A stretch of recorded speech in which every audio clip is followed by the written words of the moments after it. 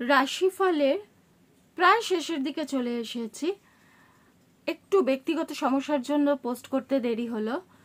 যেটা এবার আসছি যে রাশিফল নিয়ে, সেটা হচ্ছে বৃশ্চিক। বৃশ্চিক যাদের রাশি, তাদের মোটামুটি শুভ অশুভ মিলিয়েই থাকে, সবার ক্ষেত্রেই তাই থাকে। পুরোটা শুভ হয় না বা পুরোটা অশুভ হয় না, এটা আমি প্রত্যেকটা রাশিফলের বেলাতেই বলে এসছি। কিন্তু এই ক্ষেত্রে বৃশ্চিকের ক্ষেত্রে যেটা, অর্থের জায়গাটা কিন্তু উল্লেখযোগ্যভাবে শুভ আছে। উল্লেখযোগ্যভাবে, বারবার এই জায়গাটাতে আন্ডারলাইন করেছি আমি।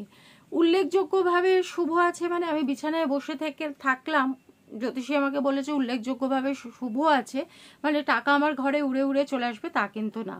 তার জন্য চেষ্টা অবশ্যই করতে হবে, কিন্তু তবু বলছি চেষ্টা করলে কিন্তু ফল পাবেন। এবং টাকা পয়সার আয়ের যখন হবে তখন সঞ্চয়ের জায়গাটা কিছুটা থাকে, আমরা চেষ্টা করি 2 টাকা হলেও সঞ্চয় করা, সুতরাং দুটো যোগই আছে।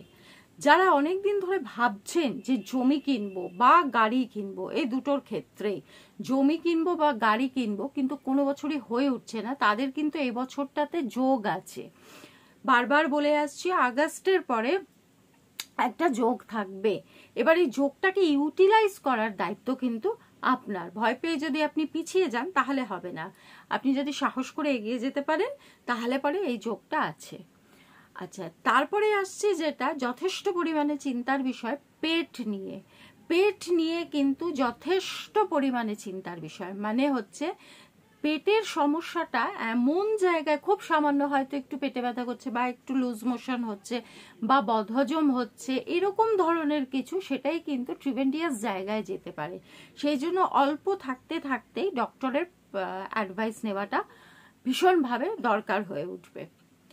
তারপরে যেটা আসছি যে সন্তান, যাদের সন্তান আছে, যে জাতক বা জাতিকা বৃশ্চিক রাশির সন্তান যাদের আছে, খুব খুব সাবধানে। সন্তানের ক্ষেত্রে কিন্তু একটি অ্যাক্সিডেন্টের যোগ আছে, সেক্ষেত্রে সন্তানের চার্টটা একবার যে কোনো ভালো অ্যাস্ট্রোলজারের সাথে মানে একবার দেখিয়ে নেবেন, কারণ এখানে রক্তপাতের যোগ আছে। সেই জন্য এখানে আপনারা হয়তো ভাববেন যে অ্যাস্ট্রোলজার আপনি এসে ভয় দেখাচ্ছেন, আমি ভয় দেখাচ্ছি না, সাবধান করে দিচ্ছি যে এরকম একটি যোগ আছে, প্রিকশন নিয়ে নেওয়াটা হচ্ছে সব থেকে ভালো পলিসি, সেই জন্য আমি বললাম। এবার আসছি যেটা, যে এই জায়গাগুলো তো গেল, অবিবাহিতের জায়গাটা, যাদের বিয়ে হয়নি, অনেকদিন ধরে বিয়ের চেষ্টা করছেন, তাদের জুন মাসের পর কিন্তু বিয়ের যোগটা আসছে। সেটা বৃশ্চিক রাশির জাতক বা জাতিকা, জুন মাসের পর থেকে বিয়ের একটা যোগ আছে। সুতরাং যোগটাকে বারবার বলছি ইউটিলাইজ করে নেবেন, ফেলে রাখবেন না, তাহলে কিন্তু সেই যোগ কখনো কাজ করে না। এবার আসছি যেটা, যে ভ্রমণ মানে হচ্ছে বেড়াতে যাওয়ারও যোগ আছে।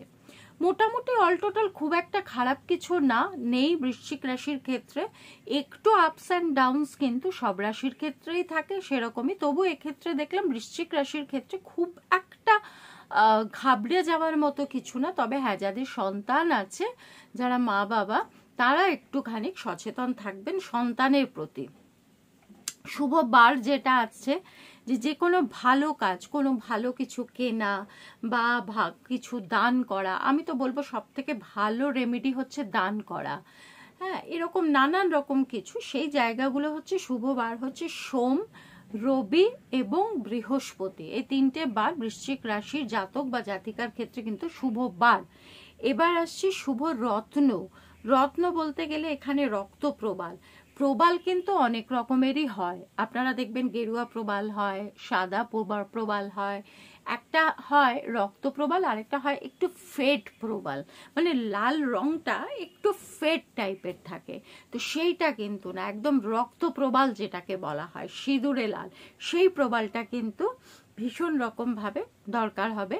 যদি মনে করেন যে পাথর কিনতে পারবো তাহলেই পড়বেন, আর তা না হলে পরে অনন্ত মূল ধারণ করতে পারেন, যেটা প্রবালের কাজ করে, বেশি দাম নেবে না। কিন্তু মাথায় রাখতে হবে 7 দিন ছাড়া ছাড়া সেই মূলটাকে পরিবর্তন করতে হবে, এবং অনন্ত মূল লাল সুতোয় বেঁধে দেবে, তখনই বুঝবেন যে ওটা অরিজিনাল প্রবালের সাবস্টিটিউট।